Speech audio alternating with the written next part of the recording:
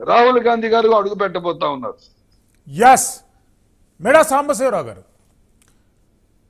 జగన్మోహన్ రెడ్డి గారు ఆంధ్రప్రదేశ్ రాష్ట్రానికి ఉన్నటువంటి అప్పులపైన ఆసక్తికరంగా వ్యాఖ్యానించారు.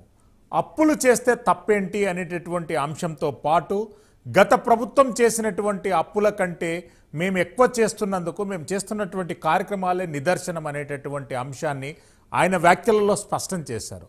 అప్పులు చేసి సంక్షేమ పథకాలకు ఉపయోగించమంటని చెప్పి అది ఎలాంటి ఎకనామికల్ స్ట్రాటజీ అంటారు? అప్పు అనేది 2014లో ఇండియా అప్పు 49 లక్షల కోట్లు ఉంది.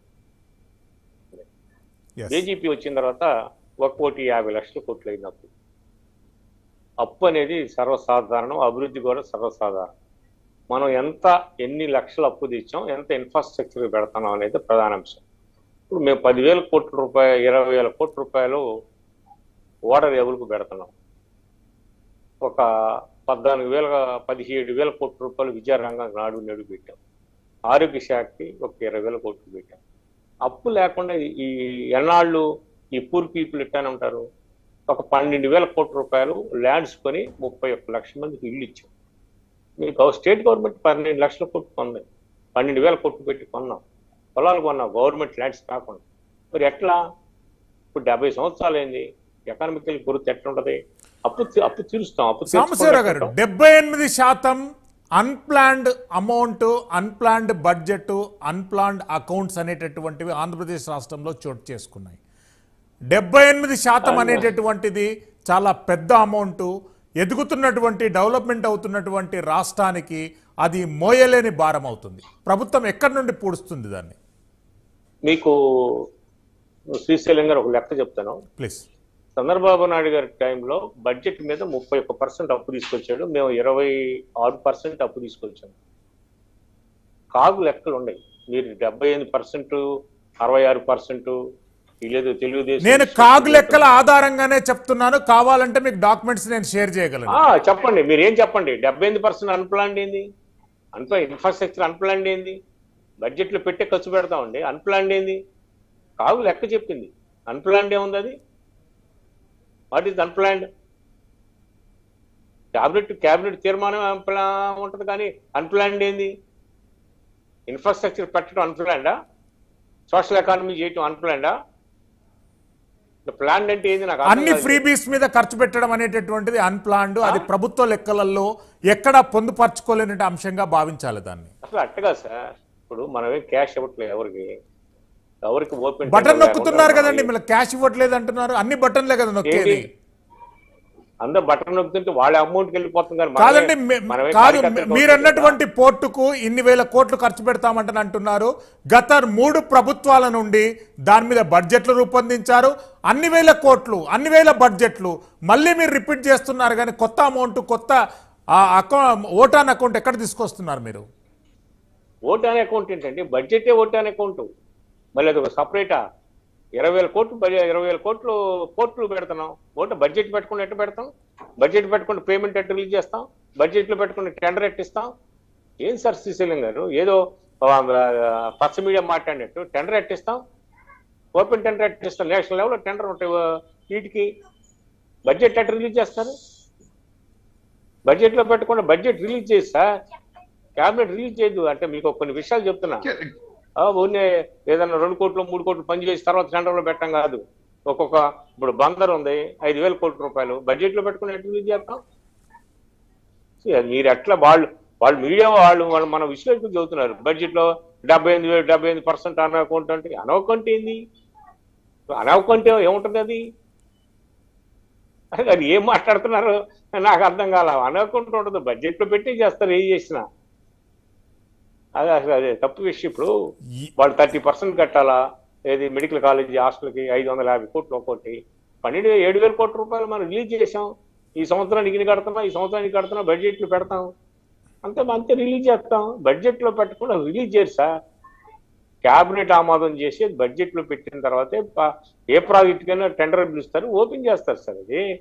అది శ్రీశైలం గారు, ఏ గవర్నమెంట్ అయినా సరే ఎవరు చేయరు. అది తప్పని చేయరు. అది ఊరిని 78%, 66% కాగు చెప్పింది. ఏం చెప్పింది కాగు? నాకు చెప్పండి, మీరు చెబుతాను నేను ఇక్కడ. కాగు ఏం చెప్పి ఎఫ్ఆర్ఎంబి నిధులు మొత్తం 13 టైమ్స్ అనేటటువంటిది మనకున్నటువంటి బడ్జెట్ లిమిట్స్ను క్రాస్ అయింది అనేటటువంటి కాగ్ నివేదికలో చెప్పారు.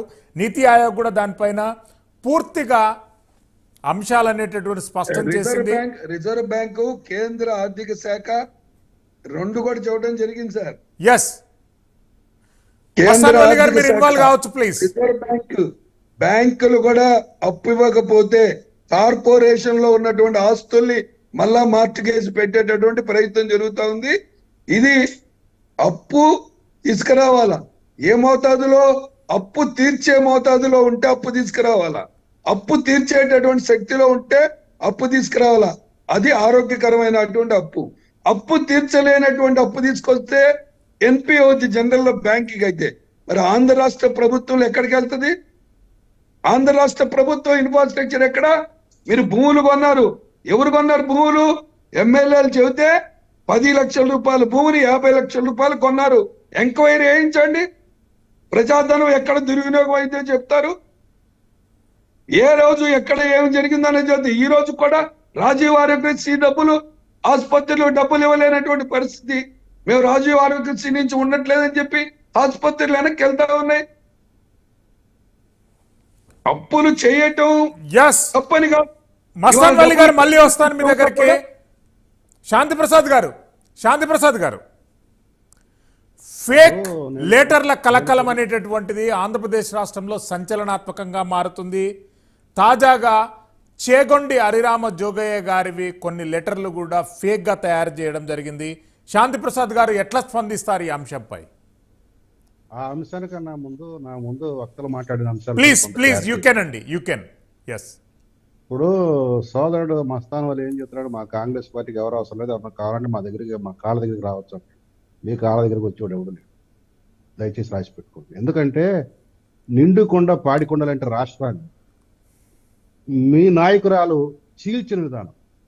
మాయావతి ముఖ్యమంత్రి హోదాలో 2 సార్లు రిజల్యూషన్ ఇచ్చింది యూపీ అసెంబ్లీలో, మా రాష్ట్రాన్ని చీల్చండి నాయన, మా రాష్ట్రాన్ని 2-3గా విభజించండి అని. ఒక్కసారి కూడా దానికి దృష్టి పెట్టాలి. రాష్ట్ర అసెంబ్లీతో తీర్మానం చేయించింది ఆమె. ఇక్కడ మన ఆంధ్ర రాష్ట్రంలో, ఉమ్మడి రాష్ట్రంలో అసెంబ్లీ ఈ యొక్క విభజనకు వ్యతిరేకంగా తీర్మానం చేసింది. అయినా ఏ రకంగా చీల్చారు, ఏ రకంగా ఆంధ్రుల గుండెల్లో గాయాలు రేపారు, మానిపోని గాయాలు. అది కదా మీ పతనానికి కారణం.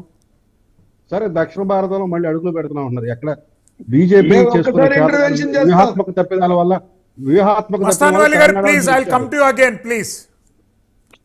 బీజేపీ వ్యూహాత్మక తప్పిదం ఎన్నికల ముందు చేసుకున్న దానివల్ల మీరు వచ్చారు తప్పితే అది మీ వాళ్ళ ఘనత కాదు, మీరు అక్కడ ఓడపడుస్తారని కాదు. కర్ణాటక అది వేరు అంశాలు.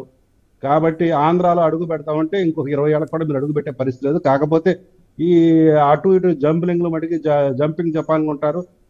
వాళ్ళతో మీరు సర్దుకోండి, మీరు నాయకత్వాన్ని ఏర్పాటు చేసుకోండి, మీ తిప్పలు మీరు పడండి. ఎందుకంటే జనసేన కూడా మీరు అన్నారు కాబట్టి మాట్లాడాల్సి వస్తుంది. తెలుగుదేశం గురించి మీరు మాట్లాడితే తెలుగుదేశం వాళ్ళు ఉంటే వాళ్ళు సార్ చెప్తున్నవాళ్ళు, మాకు ఆ గతి లేదు, దౌర్భాగ్యం అంతకన్నా పట్టలేదు. ఇక రెండోది ఏంటంటే బడ్జెట్, నాన్ బడ్జెట్. ఒకే ఒక మాట మస్తాన్ వలి గారు, I will come to you again please kindly wait. లేదు, ఇక్కడ ఒక పాయింట్, మేము కాళ్ళ దగ్గరికి రావాలనే మాట అనలేదు. దయచేసి అది వరడు వెనక్కి తీసుకోండి. మేమల్లా జనసేన అధ్యక్షుడు కానివ్వండి, లడ్డన్న నాయకుడు ఎవరు, మళ్ళా పార్టీ కోసం వెళ్తుంది ఎవరు, 2, 3 చంద్రబాబు నాయుడు గారు చంపలేసుకున్నారు. నేను భారతీయ జనతా పార్టీతో కలిసి మళ్ళా వెళ్ళాలనే ప్రయత్నం. మీ నాయకత్వం, మీ పార్టీ నిర్ణయం, మా పార్టీ నిర్ణయం మాకుంటుందని చెప్తున్నారు. మేము భారతీయ జనతా పార్టీ కుక్క తోక పట్టుకొని గోదావరి ఇదాలనే ఆలోచన మాకెప్పుడు లేదు. ఆ రోజు కూడా బీజేపీ సిద్ధాంతాలు వ్యతిరేకంగా పోరాడుతున్నాం, ఈ రోజు కూడా పోరాడుతున్నాం. మాకు మీ మెహర్బానీ అక్కర్లేదు. రాష్ట్ర విభజన మేము అధికారంలో ఉన్నప్పుడు జరిగింది. రాష్ట్ర విభజనకి ఉన్నటువంటి అన్ని రాజకీయ పార్టీలు ఉత్తరాలు ఇచ్చిన తర్వాత రాష్ట్ర విభజన జరిగింది. మీ అధికారంలో శాంతిప్రసాద్ గారు continue please. Budgetary non budgetary. Yes. ఈ ప్రభుత్వంలో, మన రాష్ట్ర ప్రభుత్వంలో నాన్ బడ్జెటరీ ఎక్స్పెండిచర్ ఎక్కువ ఉంది, బడ్జెటరీ ఎక్స్పెండిచర్ అనేది కనబడలేదు. బడ్జెటరీ ఎక్స్పెండిచర్ యాక్చువల్స్ ఒక రకంగా ఉన్నాయి, వాళ్ళు ఎలకేషన్స్ ఒక రకంగా ఉన్నాయి, యాక్చువల్స్కి వచ్చేటప్పుడు పడిపోతున్నాయి. అవన్నీ కూడా వేరే వాటికి బదలాయించబడుతున్నాయి.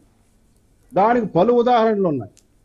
నాన్ ప్లానింగ్ ఎక్స్పెండిచర్ విపరీతంగా జరుగుతుంది, ప్లానింగ్ ఎక్స్పెండిచర్ జరగట్లేదు. ప్లానింగ్ ఎక్స్పెండిచర్ అంటే ఏదైనా సరే దాని ఏమంటారు అంటే లాంగ్ టర్మ్, షార్ట్ టర్మ్ ఉంటాయి, క్యాపిటల్ ఇన్వెస్ట్మెంట్లు ఇవన్నీ.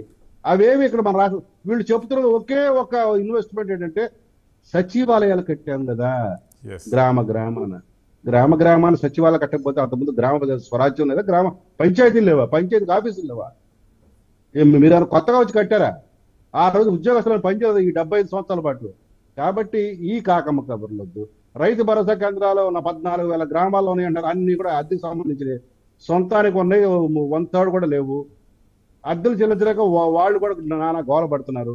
కాబట్టి ప్లాన్డ్ ఎక్స్పెండిచర్ లేదు, క్యాపిటల్ ఎక్స్పెండిచర్ అస్సలు లేదు. ఇన్ఫ్రాస్ట్రక్చర్ అనేది సంకనాగిపోయింది ఈ ఆంధ్ర రాష్ట్రంలో. అసలు దానికి ప్రసక్తి లేదు, ఊసు లేదు. ఇక ప్రాజెక్టులు అంటారా, రాజధాని కానీ, పోలవరం కానీ, మిగతా ఉత్తరాంధ్ర రాయలసీమ సుజల సమితి ప్రాజెక్టులు అవి ఎప్పుడో మట్టి కలిసిపోయి అవి ముట్టుకోనందుకు ఒక విషయం చెప్తున్నా. ఈ క్రిస్మస్ రోజు ఆ దేవుడి బిడ్డకి అవి ముట్టుకోనందుకు జగన్ రెడ్డికి నిజంగా చేతులెత్తి నమస్కారం పెడతాం. ముట్టుకొని నాశనం చేసే కన్నా మేము వచ్చిన తర్వాత మేము వాటిని ఎట్లా పూర్తి చేస్తాము, మీరు ముట్టుకోనందుకు వాటిని నాశనం చేయనందుకు మీకు ధన్యవాదాలు. ఇక మిగతా విషయాలు మీరు అడిగింది జోగయ్య గారికి ఫేక్ లేఖలు. ఈ ఫేక్ లేఖలు రాయడం టీడీపీ జనసేన మైత్రి